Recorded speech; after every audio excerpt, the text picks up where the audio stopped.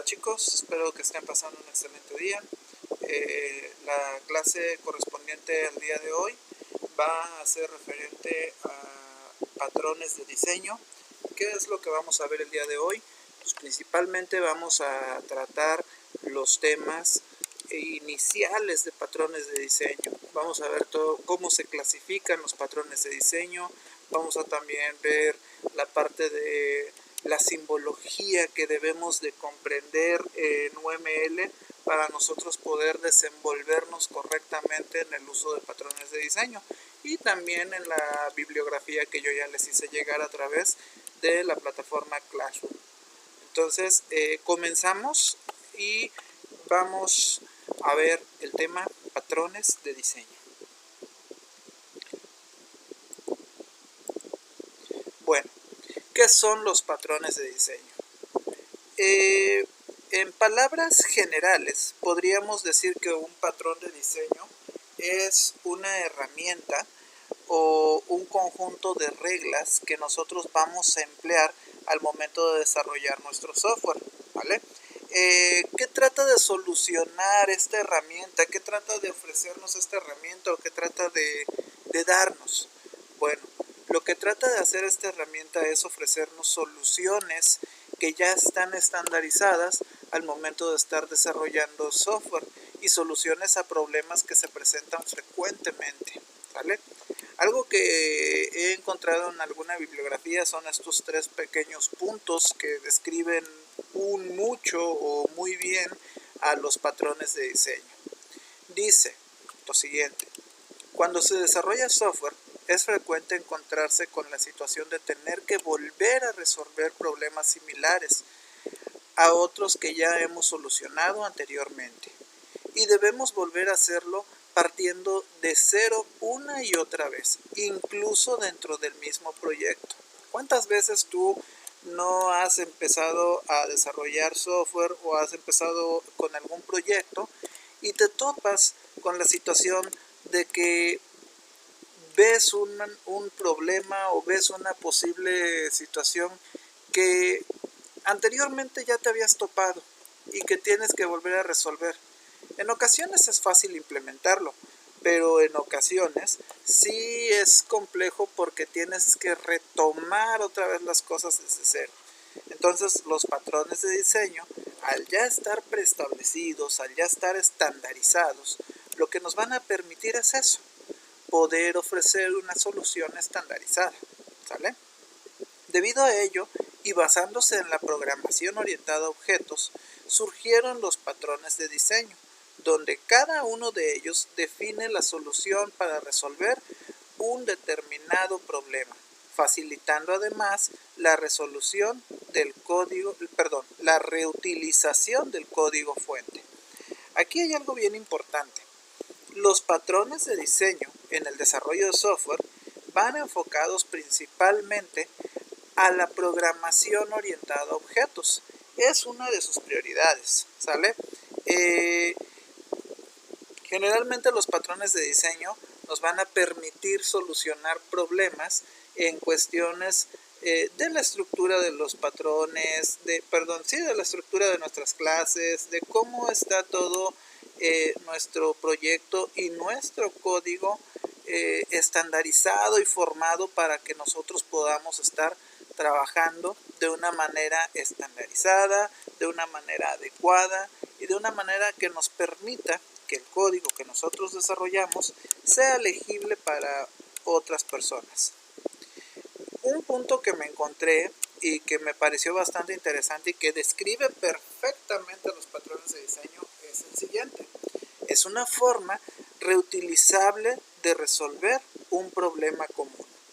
Es decir, es una manera en que nosotros ya vamos a tener preestablecida, ya vamos a tener memorizada o aprendida, que al final del día no es necesario memorizarlos, por eso es bueno tener documentado todo nuestro código, todas nuestras librerías, nuestras bibliotecas. ¿Para qué? Para poder volver a utilizarlas.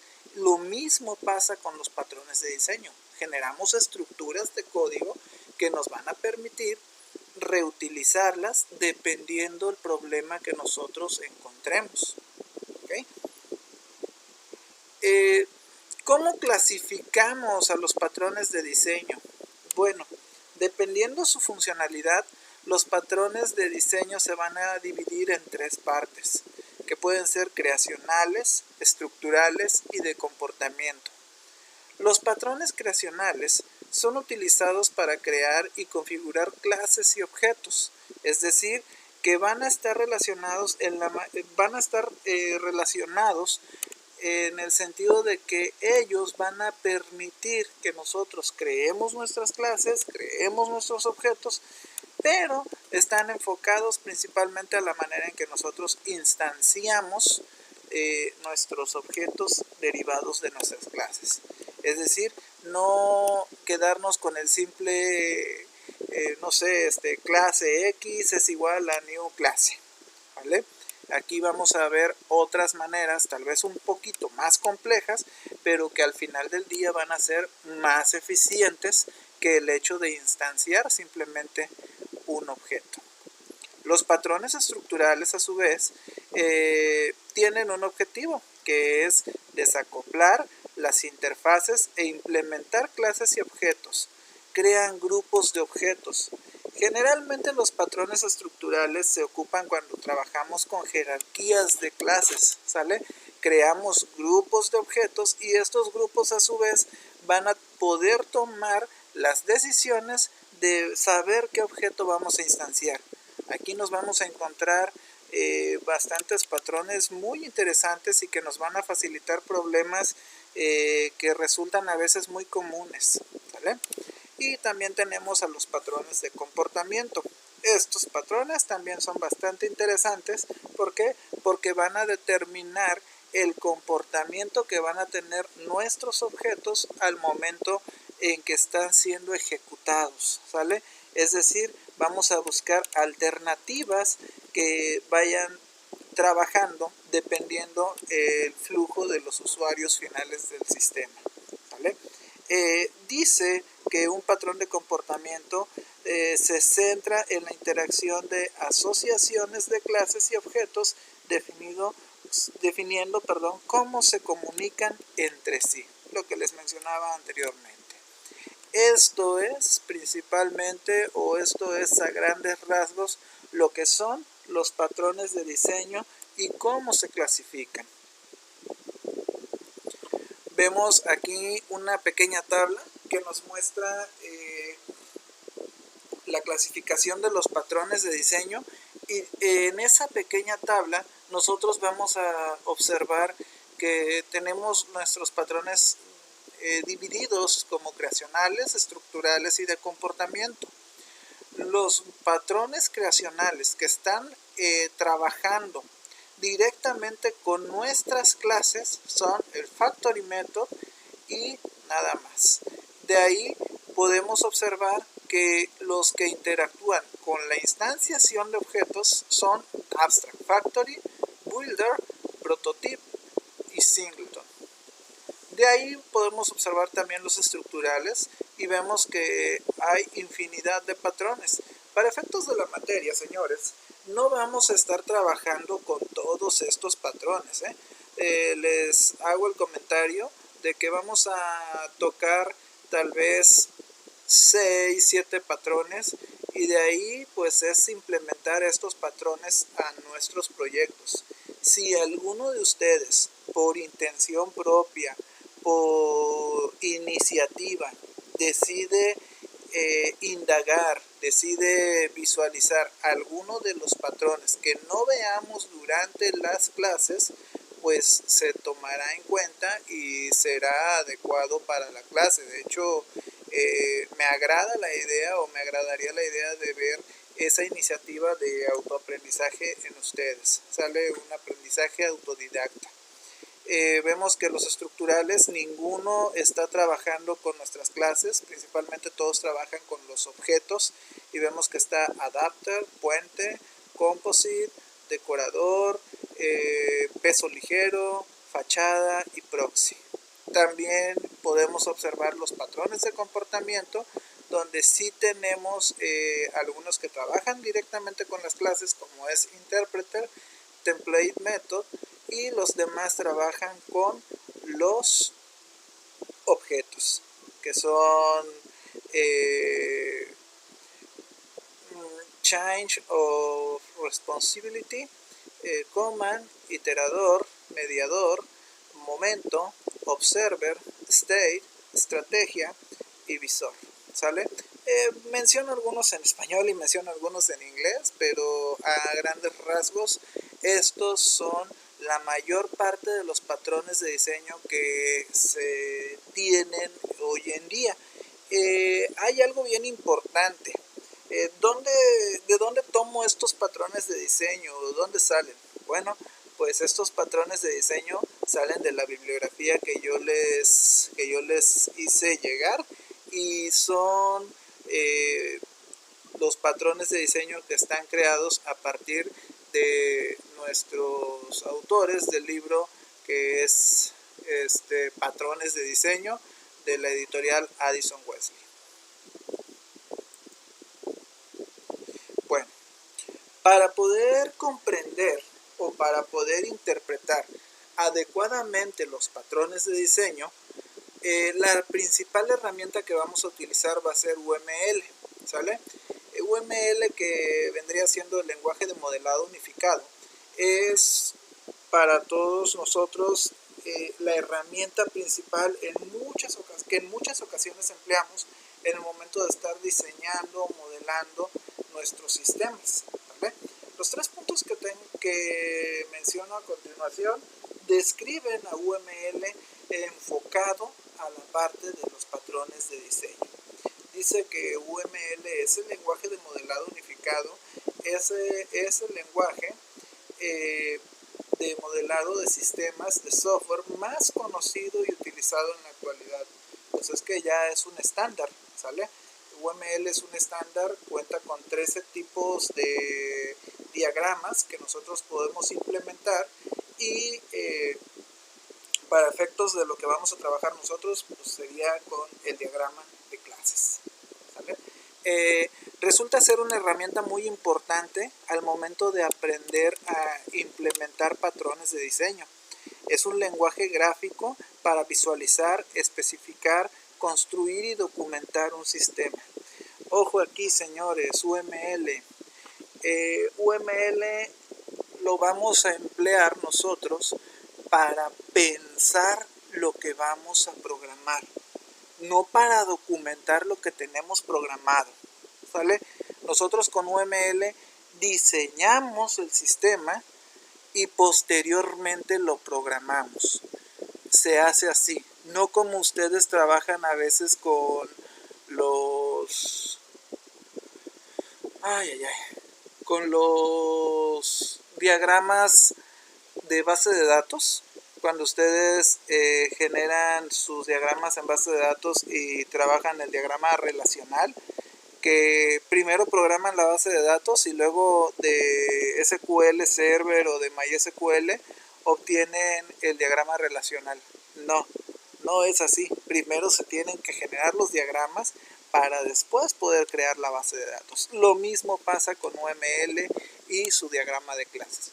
Primero hay que diagramar, hay que pensar, hay que idear lo que vamos a hacer, y posteriormente pues echarle todos los kilos a la programación. De hecho, si lo haces de la manera en que te estoy diciendo, en que primero lo piensas, primero lo diseñas y después lo programas, pues prácticamente ya no le vas a echar todos los kilos a la programación. Prácticamente vas a dedicarte a, pues, a tomar dictado o a programar, pero ya algo que no te va a estar haciendo pensar en lo que vas a estar haciendo. Entonces, tomando en cuenta lo que es UML, pues vamos a ver la simbología que tenemos que comprender para poder comenzar a trabajar con UML y patrones de diseño.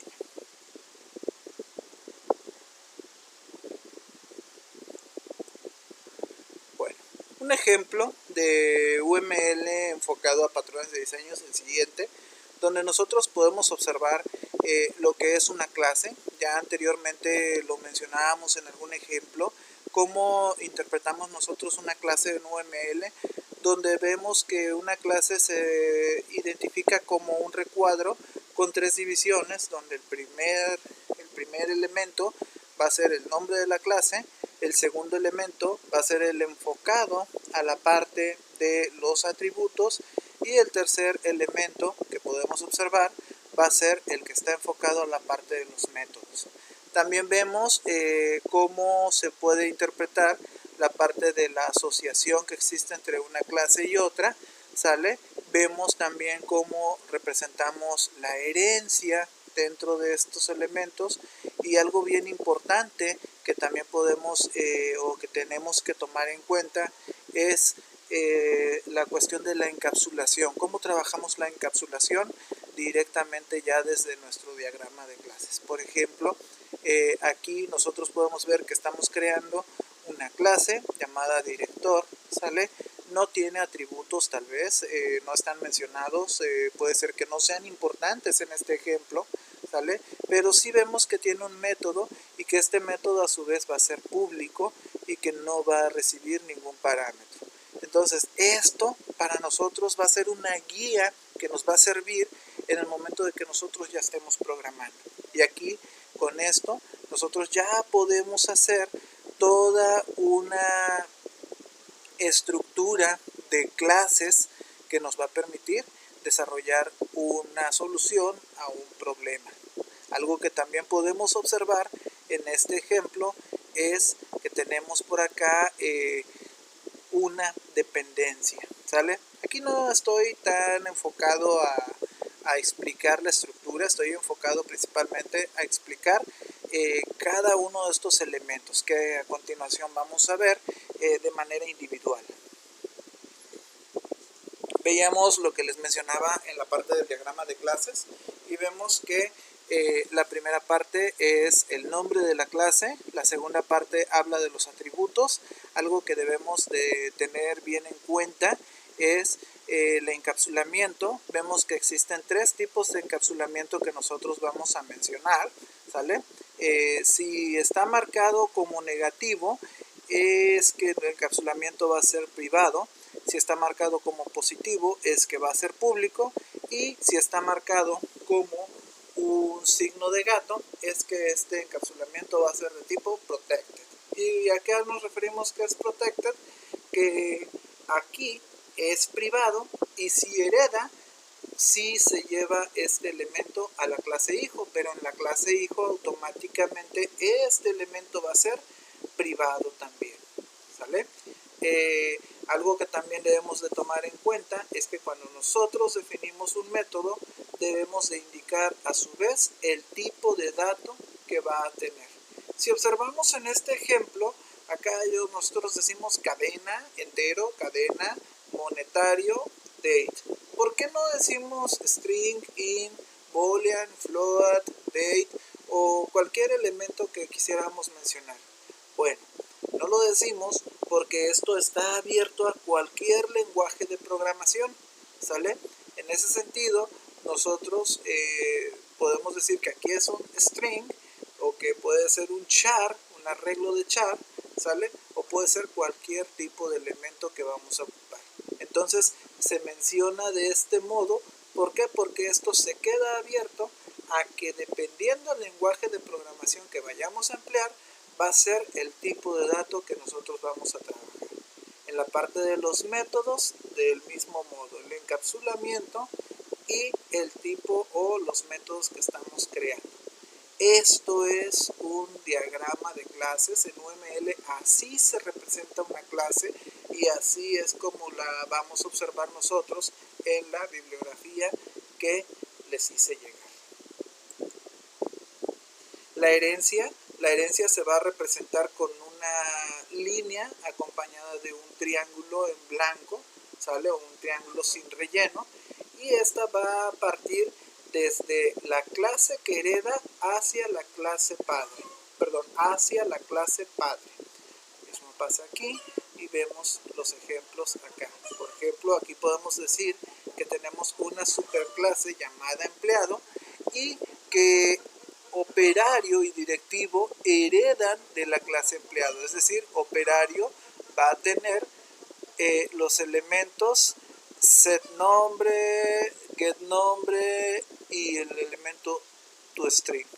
El elemento nombre, que es de tipo string, no lo va a tener. ¿Por qué? Porque aquí está privado. ¿Sale? Lo mismo pasa acá.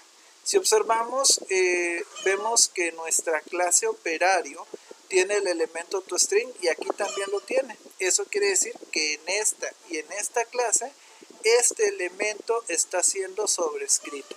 Es decir, está heredando pero lo está reescribiendo. Lo mismo pasa con el operario, que a su vez hereda a oficial. Es decir, este es padre de y es hijo de Es decir, sería, pues, a modo de broma, sería su abuelito de acá y de este otro. Ok, señores. Tenemos también el símbolo de asociación. La asociación generalmente es cuando nosotros dentro de una clase heredamos como tipo de dato un objeto de otra clase. Es decir, acá tenemos la clase chofer y como parte de esta clase taxi tiene un atributo que va a ser un chofer, que es de tipo chofer. ¿Sale?